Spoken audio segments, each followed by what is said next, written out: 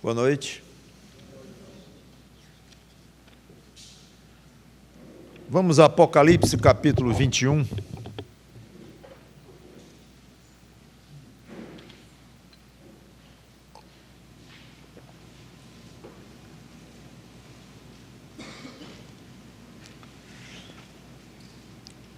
Apocalipse, capítulo 21. Na realidade, o texto que eu vou abordar, não todo, mas partes desse texto, é muito longo. Já li na pregação passada quase os 2 capítulos inteiros, 21 e 22. Expliquei que não ia ler mais, só ia ler aquela vez, porque eu vou passar umas 3 ou 4 pregações com esse texto grande, então não tem sentido toda vez eu ler esse texto enorme. Então, já li e quero, então, praticamente continuar.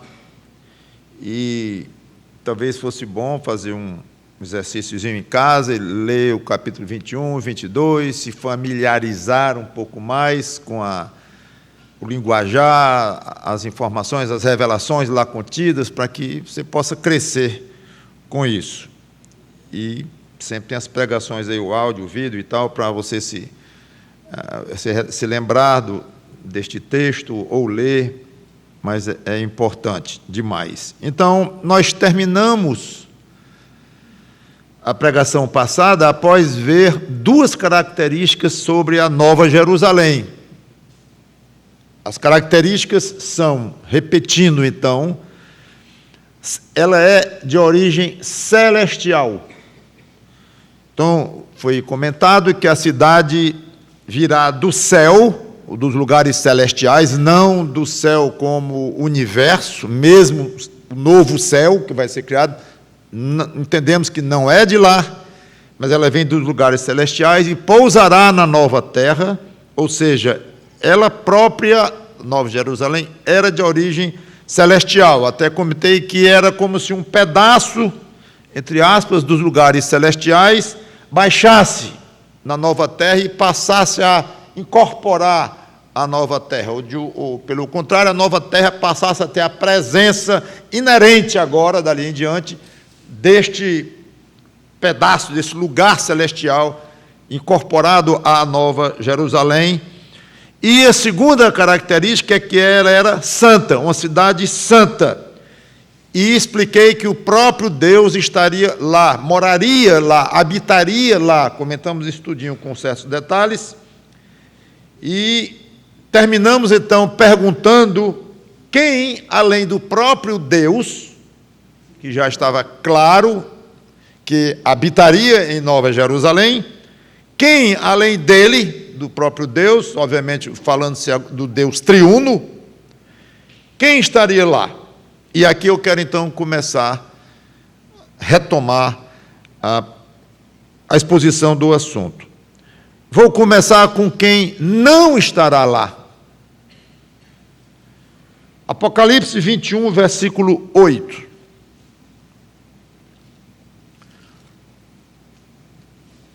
E é especificamente declarado os não habitantes de lá. Como se Deus quisesse mesmo prevenir e dizer: cada um cuide, para saber se está incluído em alguma dessas categorias que a minha palavra vai informar dos que não estarão em Nova Jerusalém. Apocalipse 21 e 8. Quanto, porém, aos covardes, aos incrédulos, aos abomináveis, aos assassinos, aos impuros, aos feiticeiros, aos idólatras e a todos os mentirosos, a parte que lhes cabe será no lago que arde com fogo e enxofre, a saber, a segunda morte. Passe para o versículo 27, do mesmo capítulo 21. Nela nunca, jamais penetrará coisa alguma contaminada. Isso é o contraste com o fato de ela ser santa, pela presença do Deus Santo.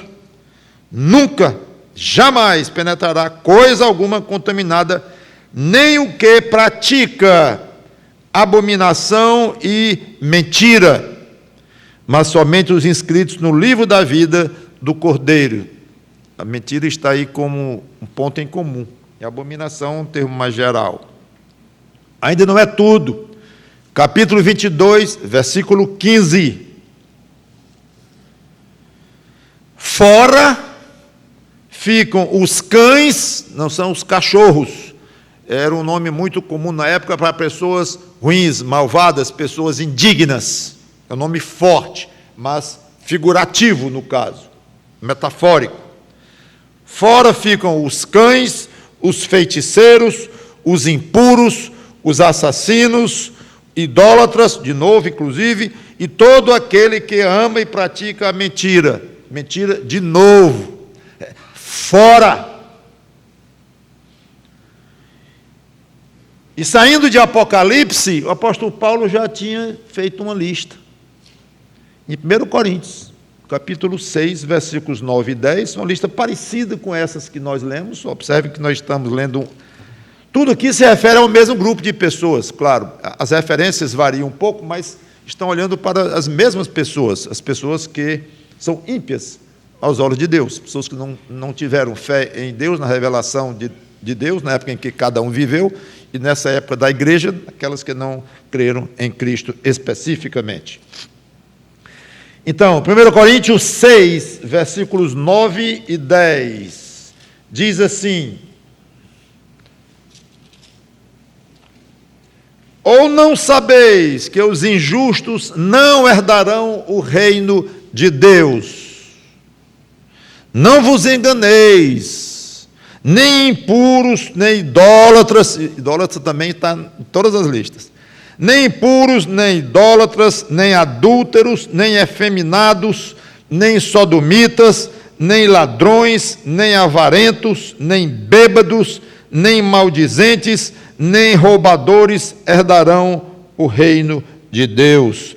Tais fostes alguns de vós, falando para os crentes de Corinto, e para quem lesse essa carta. Mas vós vos lavastes, fostes santificados, fostes justificados no nome do Senhor Jesus Cristo e no Espírito do nosso Deus. Então, eu não vou investir tempo para explicar que todas essas listas, elas compõem características de pessoas que não têm Cristo, pessoas perdidas. É isto. Então, uma pessoa que é salva em Cristo proferiu uma mentira, ou duas ou três, então está mentindo, fora de Nova Jerusalém, fora dos lugares celestiais com Deus, e para o lago de fogo direto, porque é um mentiroso, ou deu algum desfalque, mesmo sendo crente. Não é o caso, porque aqui fala de característica de vida, de uma norma de vida, de um padrão de vida. O crente não tem esse padrão de vida. Se um crente mente, que pode acontecer, e acontece infelizmente, mas ele vai, sim, sendo crente de fato, ele vai sentir a pontada do pecado, ele vai se arrepender, ele vai confessar a Deus, ele vai entregar aquele pecado aos ombros de Cristo naquela cruz, estará perdoado, pronto. Então, é diferente, e ele vai tentar, e vai lutar. Por isso é que o crente luta muito contra uma vida de quê? De tudo que está escrito aqui, de iniquidade, de adultério, de idolatria, de roubo, assassinato, ódio, tudo isto. Ele luta contra aquilo. Essas pessoas que estão referidas aqui são pessoas que tinham como normas de vida naturalmente. Explicado isto, que essas pessoas não estarão lá, quem estará então, agora de maneira positiva? Primeiro, os anjos. Na realidade, eu não sei nem se precisaria citar alguma passagem, porque é tão óbvio. Os anjos são assistentes de Deus. São criaturas feitas por Deus. e estão ali diante dele o tempo todo, adorando ou servindo e tudo mais. Então, eu poderia dizer, é implícito. Jesus disse, falando dos anjos, inclusive dos pequeninos dele, dos discípulos dele, os anjos dele veem incessantemente a face do meu Pai que está nos céus. Então, a presença de Deus não só atrai, mas torna necessária. A presença é o que dá sentido à existência dos anjos, é estarem diante de Deus, ministrando diante de Deus. Então, isso é óbvio. Mas tem algumas passagens que sugerem fortemente isso, até mais do que sugerem. Apocalipse 21 e 12, voltando aí ao nosso texto, a parte do nosso grande texto, Apocalipse capítulo 21, versículo 12, diz, falando da Nova Jerusalém, tinha grande e alta muralha, 12 portas, e junto às portas, 12 anjos. Não, estou no 12, exato. 12 anjos, e sobre elas a passagem continua, que eu vou voltar a ler de novo depois. Então está evidente a presença de anjos. Obviamente não vão se limitar aos 12 anjos, mas mostra a naturalidade com que João fala que os anjos estão envolvidos ali na Nova Jerusalém. Em Hebreus capítulo 12, que eu li umas 2 ou 3 vezes na pregação passada, porque essa parte de Hebreus 12 é muito importante, porque faz uma revelação muito rica do estado eterno e de condições que vai haver por lá. As revelações já são tão poucas sobre os detalhes de novo céu, nova terra, Nova Jerusalém, até que não é tão pouco. Mas Hebreus ajuda muito nisto.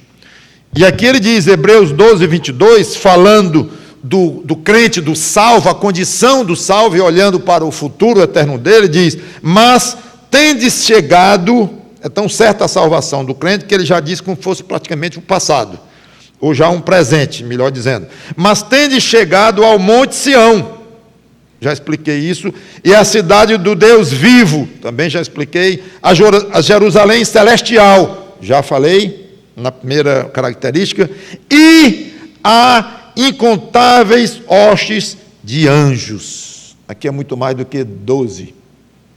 Então, lá estarão os anjos na cidade celestial. E seres humanos ressuscitados, novos corpos, mas exclusivamente seres humanos redimidos. E não poderia ser diferente, já que a cidade é santa, habitada pelo próprio Deus, então apenas criaturas perfeitamente puras e santificadas poderiam estar lá. No caso, os anjos de Deus, ou santos anjos, como a Bíblia às vezes fala, que há os anjos malignos, que são os demônios, que estarão com o seu chefe lá, Satanás, no lago de fogo eterno, como já falei. Então, anjos e seres humanos ressurretos e salvos estarão na Nova Jerusalém. Mas surge uma pergunta, para quem quiser ir um pouquinho mais fundo. Todos os salvos, de todas as épocas, habitarão na Nova Jerusalém, naquela cidade que baixou dos lugares celestiais, na nova terra, e ali ficou um conjunto só, cidade celestial, Nova Jerusalém, com Deus presente na nova terra. Todos os crentes de todas as épocas estarão morando nesta cidade. A resposta mais comum, e certamente a mais provável e a mais segura, é sim. Todos os salvos estarão lá, de todas as épocas. Pronto, aí encerrou qualquer tipo de discussão e de especulação, tem base bíblica, é o que parece ser. Só que nesse caso vem uma conclusão lógica, naturalmente, as nossas suposições, quer dizer que, tirando a Nova Jerusalém em si, a cidade, a santa cidade, toda a nova terra estará desabitada, não vai ter um habitante, totalmente deserta, e é só a Nova Jerusalém, que vai ser uma cidade grande, como eu vou falar para vocês noutra pregação, o tamanho físico da Nova Jerusalém. Mas então, a Nova Jerusalém estará lá, apinhada de crentes, salvos de todas as épocas, com o próprio Deus presente, muralhas ao redor, que ela terá muralhas, e a nova terra inteira sem um habitante. Parece um pouco estranho. Só que eu reconheço que tem muitas coisas em Apocalipse que parecem, não são um pouco estranhas, mas até muito estranhas. Então não é a primeira vez que nós nos depararíamos com uma situação dessa. Isso aqui a gente está meio estranho isso, mas que seja. Porém, a pergunta fica aí, e dá vontade de ir um pouquinho mais fundo, e para aumentar o mistério, há algumas passagens que parecem sugerir que haverá habitantes na nova terra, ou pelo menos um movimento entra e sai da Nova Jerusalém, como nós vamos ver. Mas vamos por partes. Primeiro eu quero ver, dentro da visão pré-milenista, que parece muito seguro afirmar que pelo menos 2 grupos de crentes estarão habitando em Nova Jerusalém. Primeiro grupo, os salvos da Igreja de Cristo. No versículo 2 de Apocalipse 21, voltando ao nosso capítulo lá 21,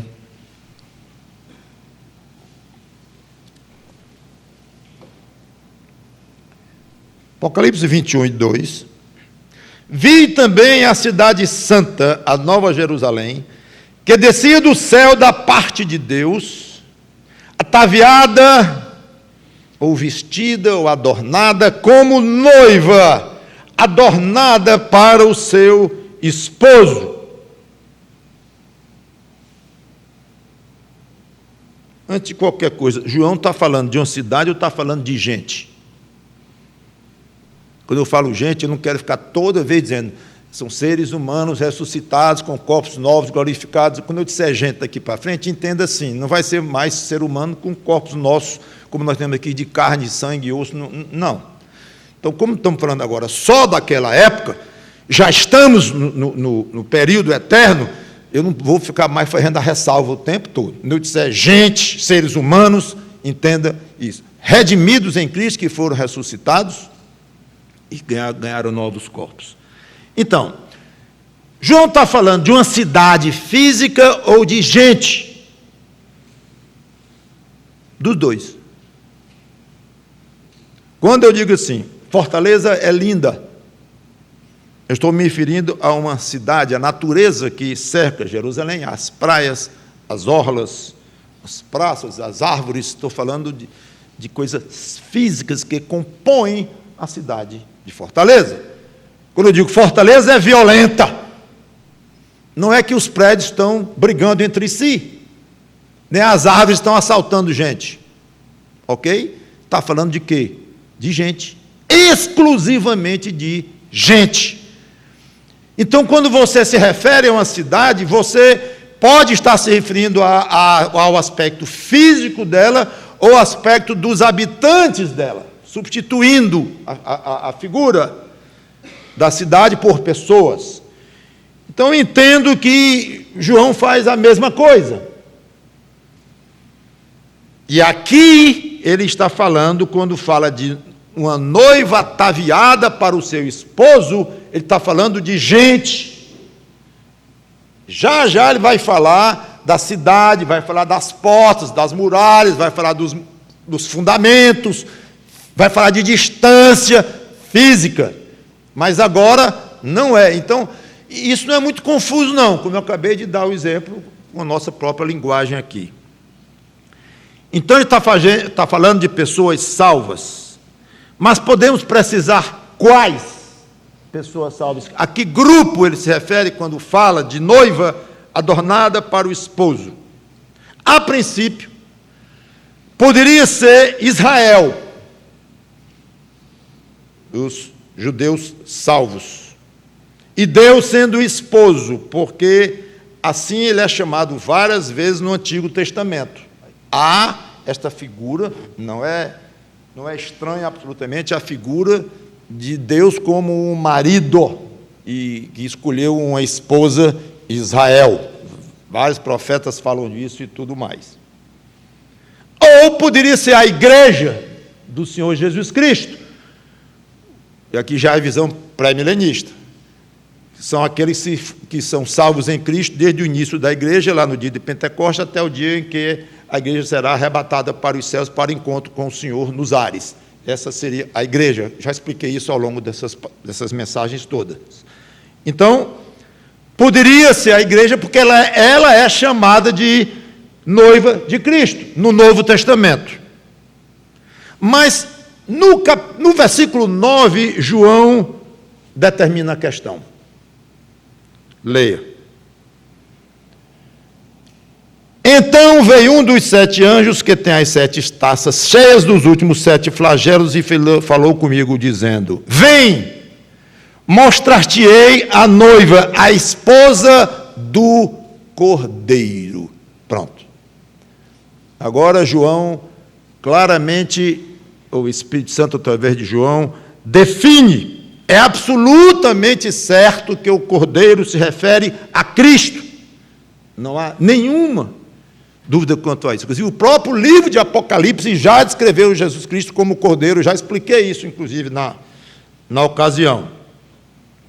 Lembre-se que a igreja foi arrebatada no início da tribulação, encontrou-se com Cristo nas nuvens, houve o matrimônio de Cristo com a sua igreja, que é um tanto quanto misterioso. Alguns acham, inclusive, que esse matrimônio se estenderá ao longo do milênio, outros acham que já houve esse matrimônio, quer dizer, terá havido, como eu penso, mas é difícil especificar. Seja como for, depois, ao longo da tribulação, a igreja desaparece de Apocalipse. Eu já chamei a atenção disso lá no capítulo 4. Mas sabemos que a igreja reinará com Cristo no milênio. Também já falei disto. Tudo agora é passado para nós. Agora, no início da vida eterna, depois da criação de novo céu e nova terra, eis que João volta a se referir à igreja, mesmo sem usar o nome igreja. Mas quando ele define a noiva do Cordeiro, aí, pelo menos para quem tem uma visão pré-milenista, como já falei, desaparece toda a dúvida. E a igreja, então, retorna à cena em grande estilo, habitando com Cristo na Nova Jerusalém.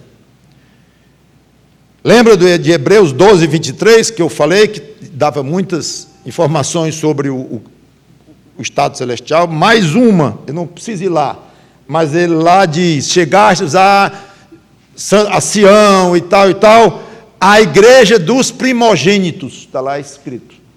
Então, claramente, quando fala do aspecto eterno, o autor de Hebreus fala que lá estará a igreja, e bem pertinho da referência a Sião, Nova Jerusalém, a igreja dos primogênitos, parece que falando até da mesma coisa. Então, João viu uma estrutura física, uma cidade habitada por pessoas glorificadas, redimidas, que na terra formaram a igreja de Cristo. Quem? Nós.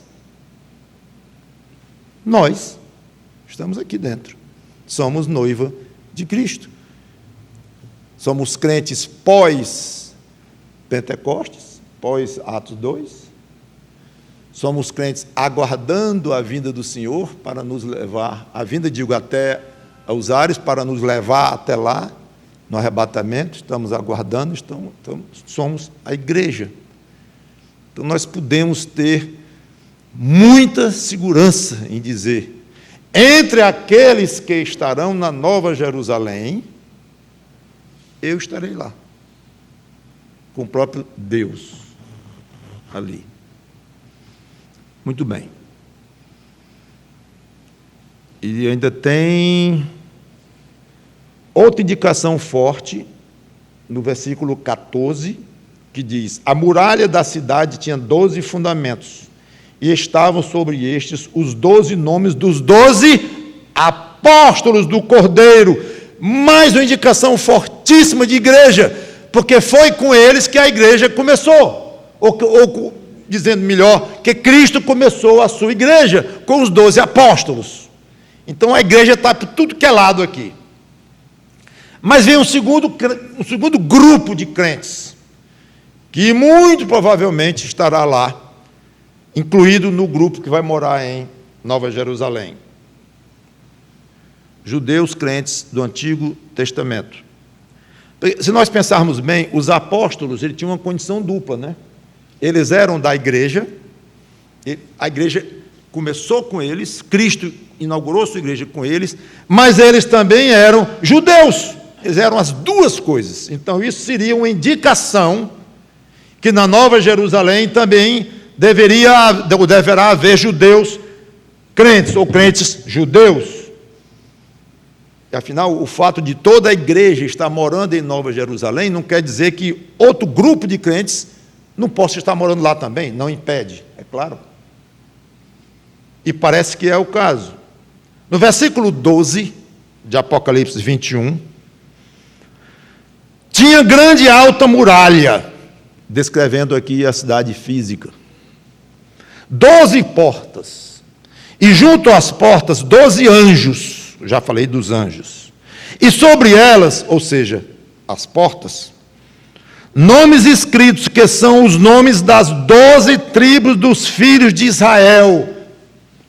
Jerusalém aí, claramente incluído, inclusive com a divisão das tribos, lá morando em Nova Jerusalém, não só morando, mas constituindo parte importante da cidade. Então é muito sugestivo que entre os crentes que estarão morando lá, se não forem todos, como já disse, todos de todas as épocas, se houver algum grupo que não estará morando em Nova Jerusalém, muito provavelmente os judeus crentes não estarão nesse grupo que estarão morando fora, estarão dentro, como a igreja já ficou evidenciada, e agora esses crentes judeus, pelo menos os judeus da época do Antigo Testamento.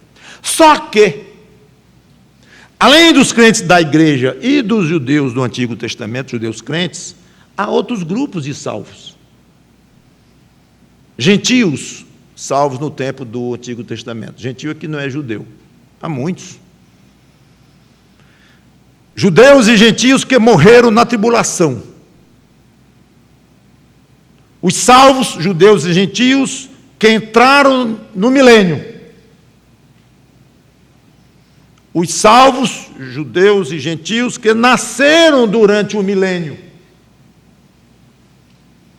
É absolutamente certo que esses grupos também estarão morando na Nova Jerusalém.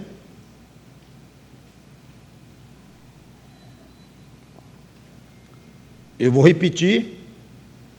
Parece que o mais razoável, o mais seguro é dizer que sim, todos estarão lá. Mas tem duas coisas aí. Primeiro, já disse, que se todos estarão lá, não haverá uma só pessoa morando fora da Nova Jerusalém, então a nova terra estaria deserta. Deserta no sentido de sem habitante nenhum. Levanta-se uma pergunta. Além do mais, é estimulante. Minhas palavras estão sendo colocadas com muito cuidado. Não estou dizendo determinante, não estou dizendo que prova, que evidencia, estou dizendo estimulante. O fato de que há algumas passagens que parecem sugerir, e tome eufemismo aqui para poder ficar bem fraquinha a minha sugestão, porque eu quero é fraca mesmo, porque já eu vou chamar de especulação, e é especulação, não deixa de ser. Especulação cuidadosa, respeitosa, reverente com as Santas Escrituras, mas especulação, ou seja, que não se pode afirmar, realmente é muito incerto demais, e eu acho que a palavra especulação já merece essa palavra, mas nem por isso eu quis deixar de considerar, porque eu pensei nisso, olha, eu podia chegar e dizer, pessoal, o mais certo mesmo, que já disse, inclusive, o mais certo mesmo, o mais seguro, não tem discussão nenhuma, é Nova Jerusalém. Todos os crentes, de todas as épocas, todos os grupos de crentes e salvos, todos, desde Adão até o último crente salvo no fim do milênio, todos vão morar lá em Nova Jerusalém. Pronto, não se discute, é o mais seguro. Mas há essas sugestões, esses indícios, por mais sutis que eles sejam. Então, eu achei que valia a pena trazer para vocês um pouco disto. Vocês, não sei se vão vir mais na vida outra pregação sobre Apocalipse, eu não sei se eu vou dar ainda, depois que encerrar o livro inteiro, eu sei que é raro, e não custa nada vocês saberem o que é que passa entre os estudiosos sérios da palavra de Deus. Não é só todos estarão em Nova Jerusalém, ponto final, não tenho a menor ideia de que, além disso, não é assim não, mas tem isso aqui, será que isso, será que aquilo, como eu disse, não deixa de ser uma certa especulação, mas, se está nas Escrituras, esse grupo de passagens aí, ou de indícios, vale a pena a gente olhar e dizer, interessante e só, não aprofundar, não vamos tirar nenhuma lição prática disso, mas apenas eu gostaria que vocês ficassem um pouco mais versados em Apocalipse. Algum dia alguém surge uma ideia, não, vai ter crente morando fora de Jerusalém, parece que sim, herege. Não, faça isso não. Diga não, apenas ele acha que esses indícios aqui, ele dá um pouquinho mais de peso do que você dá, é só isso. Não é herege, não. Tem um bocado de herege dizendo coisas mesmo horrorosas. Só que quando é que você sabe que é uma e qual é a outra? Conhecimento. Conhecimento. E é isso que eu estou querendo transmitir um pouquinho para vocês. Conhecimento. Quando alguém disser assim, você dizer, não é herege, não. Eu não concordo bem, porque isso podia... Tudo bem, mas eu sei que tem aí alguns pensamentos e tal. Pronto, só isso. Mas... você se posicionar contra alguém ou a favor de alguém com relação ao que ele diz sobre a palavra de Deus é algo muito sério, sabia? É mais sério do que você pensa. Alguém diz uma coisa que pode ser que a Bíblia não reprove, talvez até indique, e você reprova duramente, calma, não é assim não. Se é uma coisa meio duvidosa, por que você quer que tem razão? Por que vai ser o que você está inclinado a achar? Calma, seja humilde. Reconheça que o outro também está bem baseado. É importante essa atitude. Agora, chega outro e diz uma afirmação totalmente antibíblica, aí você firma o pé com força e diz, não, meu amigo, desculpe aí, isso aqui não está nas Escrituras. Isso não é correto. E é interessante que, às vezes, você deve ter esse tipo de situação, como eu tenho, conversando com alguém que a gente conhece pouco. Eu também sou crente, ou eu sou evangélico, que está na moda hoje a palavra evangélico, que bom, então. Aí o irmãozinho lá, o pretenso, diz uma coisa, aí, pode ser, biblicamente o que você está dizendo aí, pode. Não é assim, pastor? Eu digo, pode ser, meu irmão, não há muita certeza, mas há alguma indicação, sim. Pastor, também tem isso, né? Eu digo, não tem nada a ver, meu irmão, isso aí. Então ele passa de uma possibilidade real, séria, para uma total discrepância com a Bíblia, sem ter a menor noção. É bufo, de um para o outro. Não, isso aqui, você tirou isso da onde? Pastor, eu li, é por aí, eu conversei, o pastor disse, eu sei lá. Aí mistura as coisas. Então eu gostaria que esta igreja fosse formada por crentes que têm o mínimo de informação para não passar vexame por aí, ou diante dos anjos de Deus, ou diante do próprio Deus. Estude as Escrituras. Muito bem. Que passagens são essas que eu estou chamando de estimulantes? Apocalipse 21 e 3.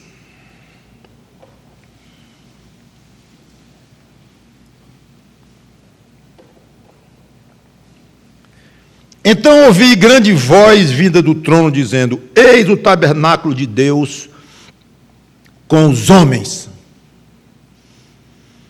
Deus habitará com eles. Eles aqui entende-se que os homens. Eles, os homens, serão povos de Deus. E Deus mesmo estará com eles.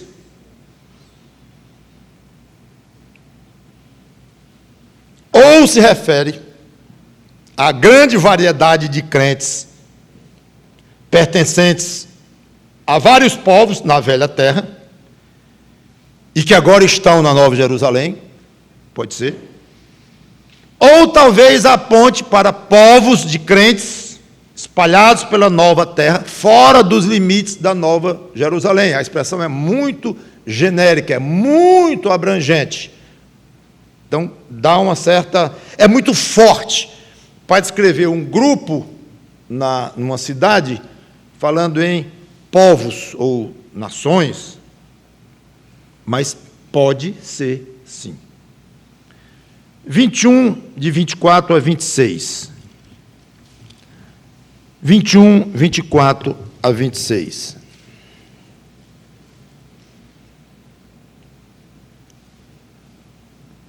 As nações andarão mediante a sua luz. Vem o plural de novo. Povos lá, nações aqui. As nações andarão mediante a sua luz, e os reis da terra lhe trazem a sua glória. Agora falou em terra. As suas portas nunca jamais se fecharão de dia, porque nela não haverá noite. Vocês vão ver que Nova Jerusalém não tem noite. E lhe trarão a glória e a honra das nações. De novo no plural. Muito bem. Alguns acham que esse trechinho aqui se refere a Jerusalém do milênio.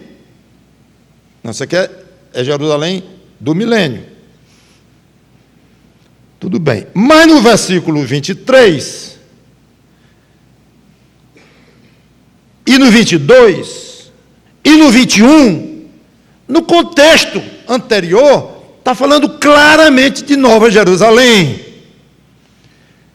No 23 diz: a cidade não precisa nem do sol nem da lua para lhe darem claridade, pois a glória de Deus a iluminou e o Cordeiro é a sua lâmpada. É Nova Jerusalém isso aqui, não tem dúvida. Aí no 24, já está falando da Jerusalém do milênio, da velha terra. Mas pode ser? Pode. Porque profecias, às vezes, são misturadas, já tenho mostrado isso para vocês, o profeta fala numa coisa, depois fala noutra, depois volta para aquilo que estava falando. Não dá muita satisfação dizendo que mudou a referência de tempo, do que estava dizendo. Tem a famosa visão profética, que o profeta é como se ele visse vários montes, um atrás do outro, mas como se fosse uma visão só. E um monte está a 50 quilômetros distante do outro, e o lá de trás está a 100 quilômetros distante do segundo, tão longe. Mas quem olha assim, panoramicamente, vê como se fosse um atrás do outro. Então, é muito comum para se explicar profecias. O profeta vê tudo como se fosse só e descreve numa frase só uma coisa que vai a milênios depois. Isto. Então, claro que isso dificulta a interpretação exata. Por isso é que eu falo em possibilidades.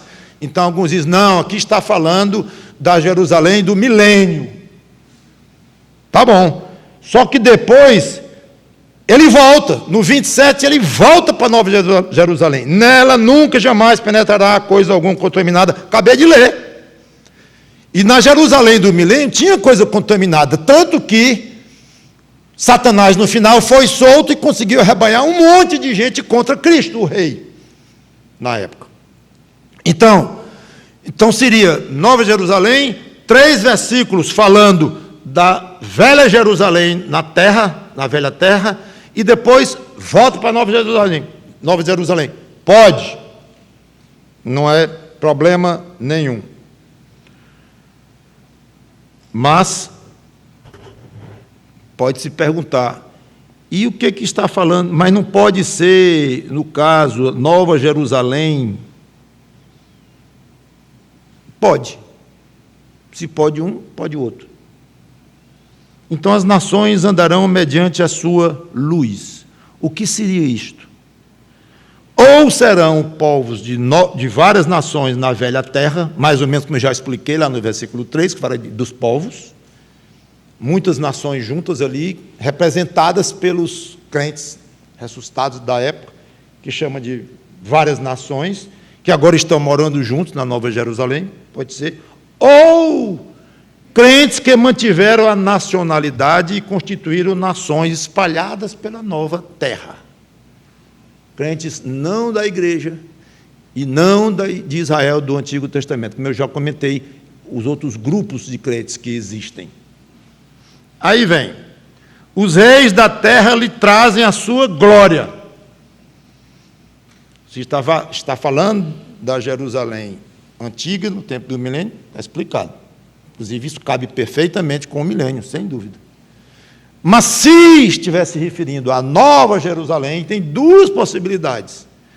Crentes que foram reis na terra e agora ressuscitaram novos corpos, estão com Cristo para ficar lá eternamente com Deus, e estão lá em Nova Jerusalém como ex-reis que foram, e de alguma forma que não se sabe explicar bem, trazem a sua glória, ou a glória que tiveram na terra, e depositam aos pés de Deus, algo assim, misterioso. Pode ser. Pode. Ou, no caso, reis que morariam na nova terra de crentes ressurretos, todos são crentes ressurretos, corpos glorificados, todos, mas que estariam à parte da Nova Jerusalém, ocupando a nova terra, e esses reis totalmente sujeitos a Cristo, claro. E que iriam à Nova Jerusalém trazer a sua glória. A glória de cada rei, naquele contexto, na época. Aí diz, as suas portas nunca jamais se fecharão de dia, porque nela não haverá noite. Pode ser uma maneira de dizer que a cidade será totalmente segura. Ou pode dar a ideia de acesso à cidade, com idas e vindas, pessoas entrando e saindo, fala de portas. Novamente, e lhe trarão a glória e a honra das nações. Ideia parecida com o que eu já falei, ou pessoas que pertenceram a nações na terra que estão morando agora na Nova Jerusalém, todo mundo junto, ou novas nações que Deus permitiu que fossem feitos de crentes, daqueles grupos que eu já citei, não precisa citar de novo, e que ficaram ainda divididos por nações e que vão até Deus em Nova Jerusalém prestar a sua honra e a sua glória. 22 e 14, por isso é que eu li os 2 capítulos praticamente inteiros, porque eu disse que ia ficar de um para o outro, porque João dá várias informações, mas salteado, e para juntar isso não é fácil. 22 e 14, e sem tirar do contexto, claro. Bem-aventurados aqueles que lavam as suas vestiduras no sangue do Cordeiro, para que lhes assista o direito à árvore da vida e entrem na cidade pelas portas. Entrar na cidade pelas portas. A árvore da vida, eu vou falar sobre ela depois, noutra pregação. Aqui não vou comentar. Mas é muito sugestiva a ideia de pessoas entrando em Nova Jerusalém para ter acesso à árvore da vida. A árvore da vida não estava na Jerusalém velha, lá durante o milênio, embora fosse uma Jerusalém também já diferente do tempo da tribulação, eu já expliquei isso, não quero complicar mais ainda, mas seja como for, a árvore da vida estará na Nova Jerusalém. E aqui dá a ideia de um trânsito de pessoas que têm acesso livre à árvore da vida e entra e sai pelas portas. 22 e 2. Capítulo 22, versículo 2. No meio da sua praça, de uma e outra margem do rio, está a árvore da vida, que produz 12 frutos, dando o seu fruto de mês em mês, e as folhas da árvore são para as curas dos povos. Vou explicar isso depois também, não é agora, mas aqui eu só quero mostrar a ideia de crentes de vários povos ou várias nações entrando em Nova Jerusalém para terem acesso aos frutos e às folhas da árvore da vida.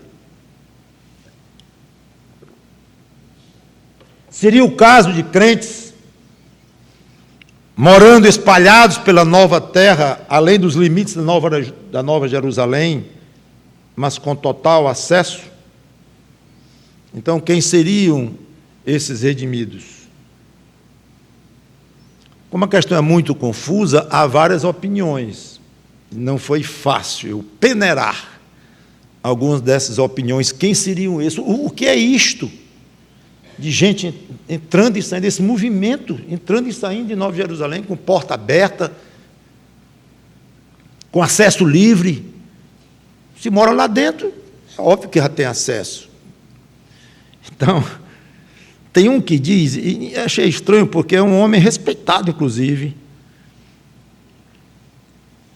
pré-milenista, mas ele acha, eu não posso concordar, seriam descrentes, morando na nova terra, fora da Nova Jerusalém, mas que seriam influenciadas por Deus. Eu, obviamente, não posso concordar. Chamar de heresia talvez fosse muito forte, mas dá vontade de chamar, porque realmente é muito forte a afirmação dele, porque os descrentes estarão no lago de fogo eterno. Só que tem acha que o lago de fogo eterno fica na nova terra. Para complicar. Não diz onde é está o lago de fogo eterno. Embora aparentemente ele já existisse antes da nova terra. Mas há alguns que acham assim. Seja como for. Outros acham que seriam crentes do final do milênio, que é interessante. Transportados no estado em que estavam para a nova terra, mas não para a Nova Jerusalém. Tipo Enoque. Ele passou, ele saiu daqui da terra e foi diretamente, não morreu. De alguma forma ele foi transformado ou coisa assim. Então essas pessoas, no final do milênio, quando Satanás foi solto e foi destruído, não só ele e seus 10, mas como a terra velha todinha, como já expliquei, os crentes vivos, no final do milênio, foram transportados para a nova terra, algo assim. Até alguém que pensa assim, cita como se fossem Noés, muitos Noés, ou seja, Noé entrou na arca, se isolou ali, Deus jogou o dilúvio, que destruiu não totalmente, mas estragou bastante a terra, e depois as águas baixaram, e Noé, então, com os que voltando de novo para a realidade da terra, pousou lá no Monte Ararat e tal, e começou a repovoar a terra. Então, alguns acham que isso aqui são crentes do final do milênio, que foram repovoar a terra. Não explicam a questão da descendência, que Jesus disse que não casam lá, e não explicam, mas são ideias. Estou falando aqui de gente muito culta e que conhece um bocado de Bíblia, para vocês verem que o assunto é complexo. Agora começa a ficar interessante, essas duas que eu trouxe mais aqui, depois eu quero encerrar esse assunto. Alguns dizem assim, embora desabitada, sim, será desabitada, mas a nova terra seria acessível aos crentes com missões específicas na nova terra. Então a nova terra não ficaria, vamos dizer, desértica, teria a presença contínua de crentes que moravam em Nova Jerusalém, como se fosse indo e voltando para a nova terra. Não temos mais indicação no que isso. Aí tem um outro cientista, esse aqui é um grande cientista crente, que acha que, além das moradias na Nova Jerusalém, os redimidos também teriam residência na nova terra. É muito curioso a imaginação de homens inteligentes, crentes, fiéis, que conhecem as Escrituras, creem no milênio, mas você vê que as imaginações vão longe aí. Então, a nova terra seria dividida em nações, com fronteiras, e os crentes todos morariam em Nova Jerusalém, mas de alguma maneira também morariam na nova terra. Aí eu pensei, casa de sítio?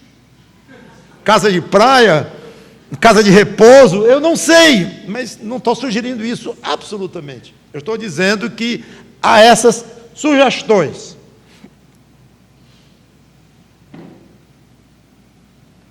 Seja como for, parece que não fere a Bíblia, de maneira a ser chamado mesmo de ferir a Bíblia, a ideia de que outros salvos, além da igreja e dos crentes do Antigo Testamento, morariam na nova terra, fora da Nova Jerusalém, mas com total e livre acesso à cidade da Nova Jerusalém e à presença de Deus que lá estará permanentemente.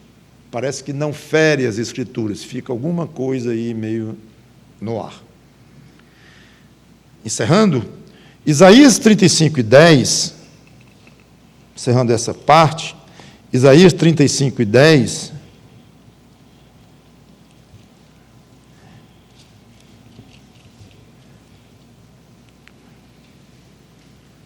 o trecho pode ser compatível com o milênio, mas é fortemente sugestivo de eternidade, de uma aniquilação total da tristeza. Então parece também se referir ao estado eterno. Quer dizer, é provável também se referir ao estado eterno. Não sabemos.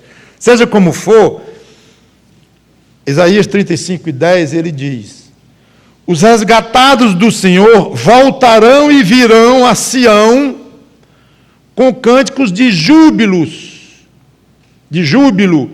alegria eterna coroará a sua cabeça, gozo e alegria alcançarão, e deles fugirá a tristeza e o gemido. Várias vezes o Apocalipse diz que uma das características da Nova Jerusalém, como eu vou ainda chegar lá, é que não haverá nenhum tipo de tristeza. Então, essa passagem é sugestiva, e ela serve para o milênio, uma parte, e serve para Nova Jerusalém também, outra parte. Então, seria esses resgatados do Senhor, que voltarão e virão, a ideia de ir e vir. Não sabemos. Eu quero encerrar esta parte e ir para a última característica desse dia, vai ser mais rápido, mas eu quero encerrar reafirmando que o mais provável e o mais seguro seja supor que todos os salvos de todas as épocas estarão morando em Nova Jerusalém. E a ocupação da nova terra, não sabemos, tem algumas coisas aí, mas não podemos afirmar com muita certeza, então fica um pouco assim. Eu acho que daí nós podemos imaginar algo como Deus dizendo: não se preocupem com a nova terra. O novo céu não tem nada. Aliás, eu vou terminar dizendo que o que a gente sabe no novo céu é o que não tem. Mas o que tem uma afirmação sobre o novo céu positiva, que ele tem o universo novo. E a nova terra, praticamente, não tem. Estamos esse tempo todinho aqui vendo o que se fala de... Claro, sabemos que Nova Jerusalém estará na nova terra, Deus, o próprio Deus, estará na nova terra, em Nova Jerusalém. Mas tirando o perímetro da Nova Jerusalém, o que é que tem nesta nova terra, Como vocês viram, especulação para lá e para cá, não temos certeza. É como se Deus dissesse, e nem quero que tenham. É assim que eu entendo. O recado de Deus para mim chega assim, que coisa desagradável, não sabemos como é que vai ser isso, muito chato, não sei para onde é que eu vou, se é lá, Nova Jerusalém, Nova Terra, isso é muito confuso e tal. Não. De qualquer maneira, Deus está lá. E isso talvez seja o que Deus queira que nós fiquemos. Eu vou deixar vocês, sem dúvida alguma, que eu vou fazer uma terra nova. E que eu vou morar lá. Na realidade, eu vou morar lá com um pedaço do meu céu, dos lugares celestiais, que eu vou tirar lá, eu vou baixar, colocar, integrar a nova terra, e eu estarei lá. E as portas dessa cidade abertas. Pronto. É o que ele disse. Isso é suficiente. Eu sou o próprio santuário. Não vai ter santuário não, porque eu sou o santuário. E não vai ter tabernáculo não, porque eu estarei lá pessoalmente. Vimos isso na pregação passada. E não vai ter lua nem sol, vou já falar, sol não, sol também talvez não, mas sol e lua não vai ter, porque eu estou brilhando lá total. Pronto. E eu estou lá. E vai ter a árvore da vida, vai ter frutos. Ele disse que ia ter. A gente não sabe bem, mas disse. Então, o que eu disse é suficiente para vocês vibrarem e saberem que morarão na minha presença. Pronto, é assim que eu entendo. Quarta característica será extremamente gloriosa. Versículo 11 do capítulo 21. Voltando ao Apocalipse.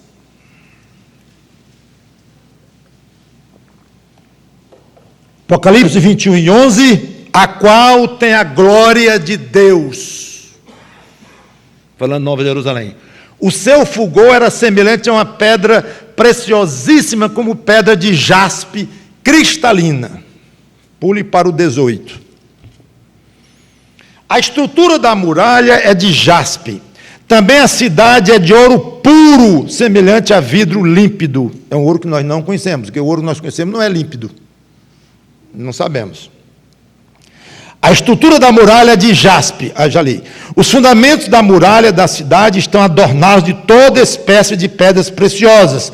O primeiro fundamento é de jaspe, o segundo de safiro, o terceiro de calcedônia, o quarto de esmeralda, o quinto de sardônio, o sexto de sárdio, o sétimo de crisólito, o oitavo de berilo, o nono de topázio, o 10º de crisópraso, o 11º de jacinto e o 12º de ametista. As 12 portas são 12 pérolas, e cada uma dessas portas de uma só pérola. A praça da cidade é de ouro puro, como vidro transparente. Nela não vi santuário, porque o seu santuário é o Senhor, o Deus Todo-Poderoso e o Cordeiro. Então, a cidade tem a glória de Deus, porque o próprio Deus estará lá, na sua presença máxima.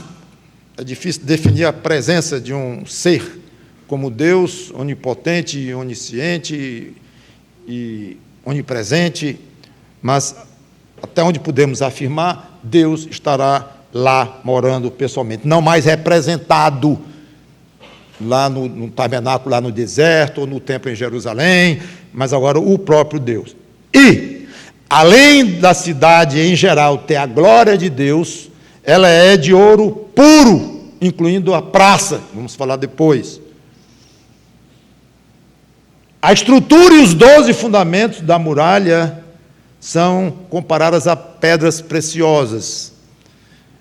Os nomes são em grego, já 2000 anos se passaram, e os estudiosos aí procuram ver o que significava na época o nome tal, a que hoje é equivalente à pedra tal preciosa, e é difícil isso, e eu não fui averiguar, aí não teríamos muito a tirar disso, e com certeza uma coisa óbvia é a diversidade, o valor, a beleza e, muito importante, pelo menos eles lançam muita atenção sobre isso, a variação de cor.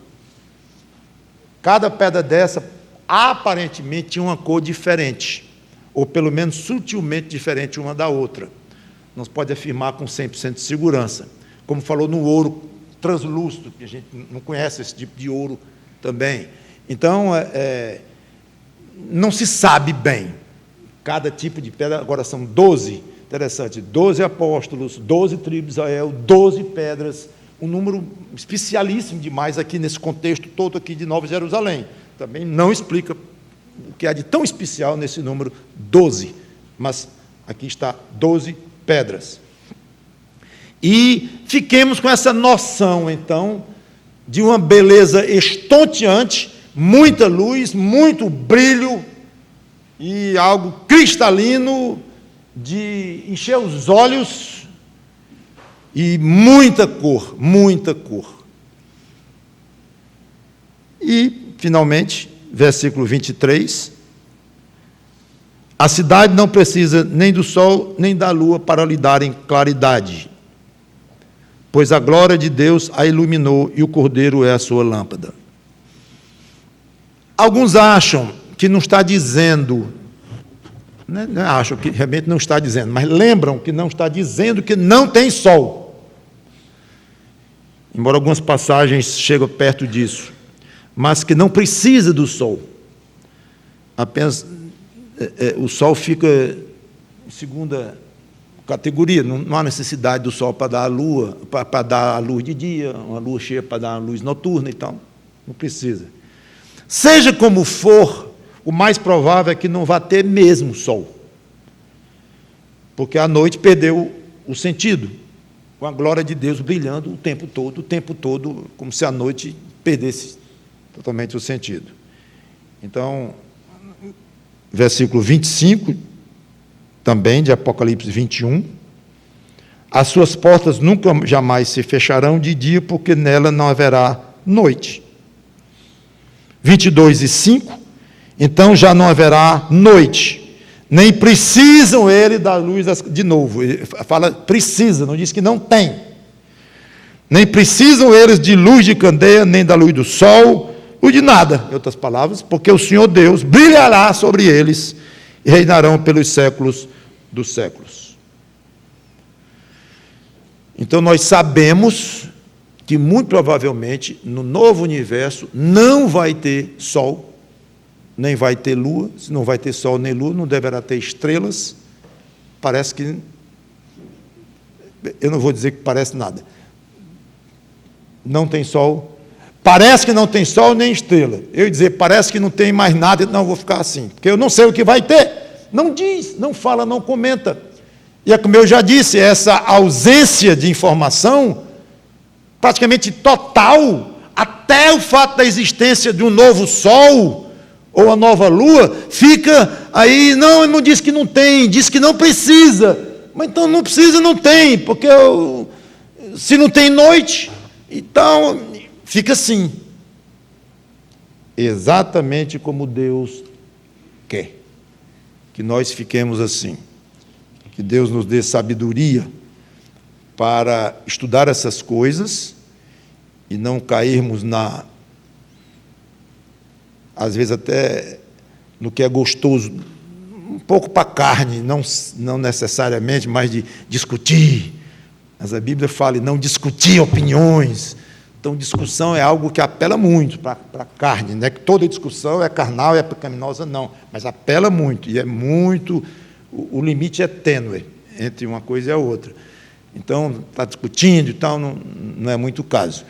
Mas para nós sabermos, até onde nós podemos saber, humildemente, conhecendo as Escrituras e tirando o que a gente pode afirmar e louvando a Deus. Louvando a Deus. Senhor, obrigado, porque eu sei que Tu estarás em Nova Jerusalém. Porque eu sei que será uma cidade gloriosa, porque a Tua própria luz brilhará lá. Eu sei que anjos estarão lá, que a noiva de Cristo, nós, a igreja, estaremos lá, que Israel estará lá, pelo menos os santos do Antigo Testamento. Senhor, eu não sei para que essas portas, eu não sei esse acesso, se vai ser utilizado por quem. Crentes estarão na nova terra, mas a parte da Nova Jerusalém, entrando e saindo, entrando e saindo, entrando e saindo. Será assim? Não sei. Então, eu dou graças a Deus porque eu não sei, porque é para não saber mesmo. Isso não vai atrapalhar em nada as nossas orações, nossos pensamentos, nossa esperança, nossa certeza de vida eterna ao lado de Deus.